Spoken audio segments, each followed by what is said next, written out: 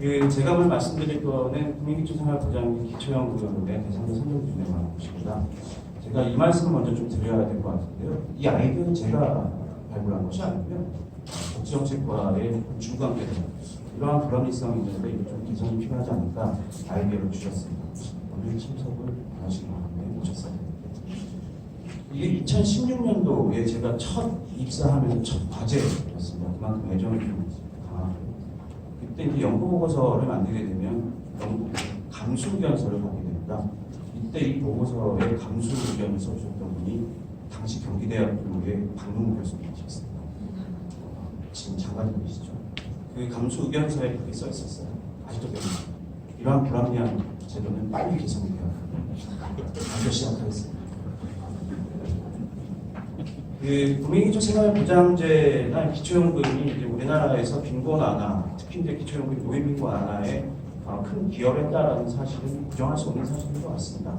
특히 이제 2000년도에 기초법이 생기면서 법으로서 국가가 빈곤한 사람들을 보장해 줘야 된다는 것을 명시적으로 그런데 이제 대상자 선정에 대해서는 불합리성에 대한 것이 계속 지속적으로 문제가 제기되고 있습니다. 특히 이제 소득 환산제라는 것이 문제가 계속 제기되고 있는데요. 소득 환산제라는 게 지역별 형평성을 많이 요구하고 있습니다. 이러한 문제점은 소득 환산제를 만들었던 보건사회연구원에서조차도 이제 좀 개선이 필요하다는 생각이 듭니다. 저뿐만이 아니라 제주도에서도 진행됐습니다.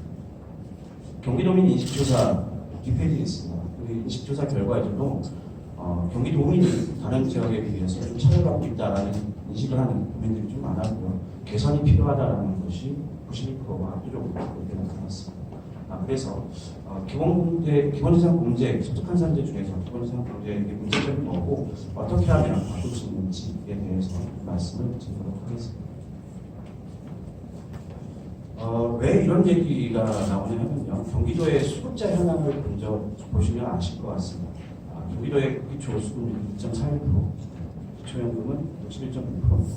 특히 기초연금은 정부에서 70%, 소득하위 노인들 70%를 주겠다라고 했는데 경기도는 61.6%입니다. 기초 수급자는요, 서울보다도 낮은 상황이고요. 기초연금 같은 경우는 서울보다 조금 높거나 정부에서 낮은 수준. 전국단입니다. 36개 시군별, 잘 안 보이실 텐데 자료집을 보시면 좋고요. 보시면 용인시나 화성시 같은 경우는 기초수급자 수급이 1.2%, 1.3%입니다. 과천시는 기초연금 수급이 30%가 됩니다. 과천이 잘 사니까 그럴 수 있겠습니다. 용인이 잘 산다? 용인은 특정 지역은 잘 살겠죠. 하지만 기린에 있는 분들이 못 사는 분이 많습니다. 그런데 전체적인 수급률은 1.2%라고 합니다. 그나마 오늘 엄청나게 올라서 자그마치 0.6%포인트가 올라서 1.2%가 됐습니다.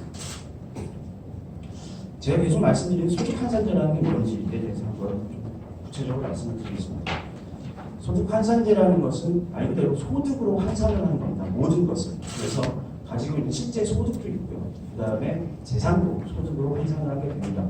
그래서 소득 평가액이라는 소득 인정액, 소득 평가액과 재산의 소득 환산액으로 구성이 되는데 소득 평가액 말 그대로 소득입니다. 다양한 모든 소득들이 들어가고 거기서 공제되고 공제됩니다. 재산의 소득 환산액이라는 것은 가지고 있는 재산, 임차 보증금도 포함됩니다.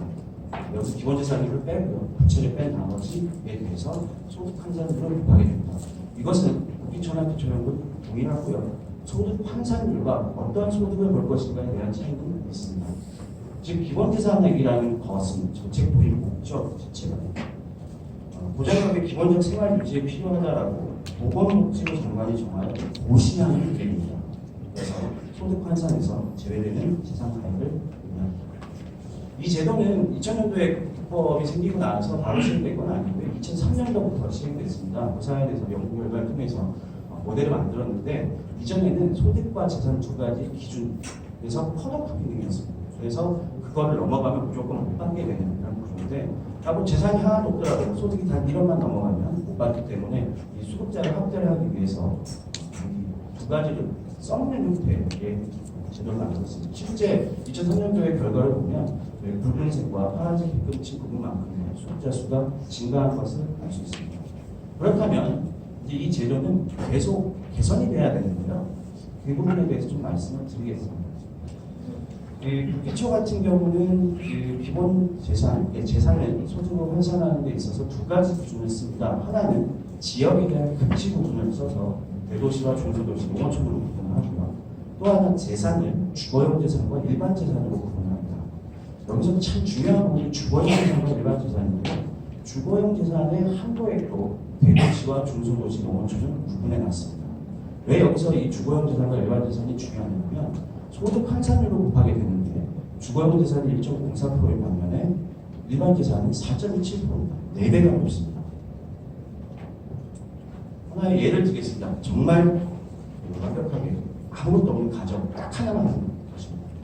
1인 가구 단독 가구 기준으로 1억 원의 전세를 살고 있는 사람을 예로 들어보겠습니다. 부양부자도 없고요. 다른 아무것도 없습니다. 이 사람은 대도시에 거주하는 특광역시에 거주하는 경우에 1억 원이기 때문에 주거용 재산 한도에 1억 원을 적용받아서 모든 재산이 주거용으로 인정받게 됩니다. 그리고 공제 5,400만 원을 뺀 나머지를 곱하게 돼서 이 사람의 소득은 45만 5천 원 정도로 환산이 됩니다. 즉 아무 소득이 없어도 이 사람은 전세 보증금 1억을 갖고 있으면 한 달에 45만 6만 6천 원을 버는 것으로 간주합니다. 반면에 경기도의 일반 시공, 그냥 수원시를 예를 들게요. 수원시에 있는 똑같은 1억을 가진 사람을 예를 들면 주거용 재산의 한도액이 6,800만 원입니다. 나머지 3,200만 원 일반 재산이 됩니다. 산식에 적용해서 계산을 해보면 이 사람은 소득이 한 달에 160만 4천 원으로 환산이 됩니다. 똑같은 임대보증금 1억을 갖고 있는 아무것도 없는 사람인데 특광역시에 살고 있으면 그래서 수급자가 됩니다. 그래서 한 달에 5만 원 정도의 수급액을 받게 되고요. 경기도에 살고 있으면 아니면 중소도시에 살고 있으면 수급자가 되지 못합니다. 이 사람이 수급자 자격을 가진다면 가족이 5명 이상이 됩니다. 이 엄청난 불합리성이 내포되어 있다라는 말씀을 드리겠습니다. 기초연금은 앞서 말씀드렸던 부기초와 비슷한 방식인데요. 한식과 요율에서 환산율의 수준 차이가 있다고 말씀드리겠습니다. 그렇다면 이런 기초생활보장과 같은 제도를 운영하는 다른 나라에서는 재산과 소득을 어떻게 관리를 하냐라는 것이 좀 궁금하죠. 궁금해졌습니다. 다른 나라에서 보니까 컷오프 방식도 있고요. 우리나라 초창기의 모델도 있고요. 소득 환산제 방식도 있는데 결국은 대부분의 나라에서 공통적으로 하는 것은 살고 있는 집과 재산에 대해서는 소득으로 인정을 하지 않는다는 겁니다. 우리나라도 보면 그렇게 할 수 있죠. 그러나 그렇게 되면 20억 갖고 있는데 소득이 없는 분들이 수급자가 될 수 있는 가능성도 있긴 합니다. 물론 도덕적 해이의 방지 문제는 있는데요. 이런 부분은 나중에 중장기적으로 소득 환산제 전체적인 개선 작업에서 꼭 한번 고려돼야 될 것으로 봅니다. 그리고 이제 급지를 구분해서 차등 지급하는 것들도 일본의 생활보조나 미국이나 영국의 주거보조금 형태에서 나타납니다. 그런데 구분은 하는데요. 구분해서 지금 하는데 그거의 가장 큰 기준이 뭐가 있냐면 실제 지역의 임대료나 물가 수준을 반영해서 차등 지급합니다. 그리고 매년 바꿉니다. 매년이라는 사실 다시 한번 말씀을 드리는 이유가 소득환산제의 문제점의 제일 첫 번째 이유가 현실적 주거 비용을 반영하지 못하는 기준이라는 거예요. 첫 번째 위의 표를 보시면 부기초에 대한 경제 변화 밑에는 기초연금입니다. 2003년도에 제가 부기초에서 소득환산제가 들어갔다고 하는데요. 16년 동안 딱 2번 올랐습니다. 2004년에 한 번, 가장 최근에 2009년에 한 번 올랐습니다. 즉 10년 전에 지역 수준, 물가 수준과 거주 비용을 고려한 것이 10년째 유지되고 있다라는 것이고요. 또 하나 특징이 대도시의 인상률보다 중소도시의 인상률이 매우 낮습니다. 또한 농어촌은 2003년부터 단 한 번도 오지 않았습니다. 경기도에 거주하시는 분들 여기 많이 오신 것 같은데 양평, 가평, 양평 같은데 요새 전원주택 많이 들어오고 하는데 거기 가격이나 주변 지역 전세 가격이나 대동소이한 걸로 알고 있습니다. 한 번도 안 올랐습니다. 기초연금은 그나마 국가에서 70% 노인들에게 사회 소득한 70%에게 주겠다라는 약속이 있어서 그런지 한 번 올렸는데 더 크게 올렸습니다. 25%씩 올렸고요. 전체가 동일하게 25%씩 올렸습니다. 아파트 매매가, 전세가 이걸 왜 말씀을 드리냐면요. 국기초가 대도시가 42%고 중소도시가 9.7%인데 아파트 매매가격 지수는 45% 걸었습니다. 35% 걸었습니다. 전세가는 42% 걸었습니다. 기초소득 대상자가 될 분들이 집을 가지고 있지는 않겠죠. 그리고 1억 원이라는 예시를 들었는데 1억 원이 월세로 하면 한 50만 원 정도 수준입니다. 보증금 없는 50만 원. 이런 사람들인데 전세가가 42%인데 중소도시는 9.7%라는 거. 그래서 현실을 봤더니 경기도에 16개의 시는 매매 가격이 좀 광역시보다 높고요. 그 다음에 전세가는 18개가 높은 것으로 나타나고 있습니다. 또 하나의 문제점은 주거급여가 국토교통부로 일관이 됐을 때 2015년 맞춤형 생활급여 제도 실시 이후에 주거급여 일관이 됐는데요. 지역 임대료를 가장 잘하는 곳은 국토부겠죠. 여기서는 값을 4개를 나누고 있습니다. 제일 처음에 서울을 하나 나누고 그 다음에 인천, 경기를 놓고 있습니다.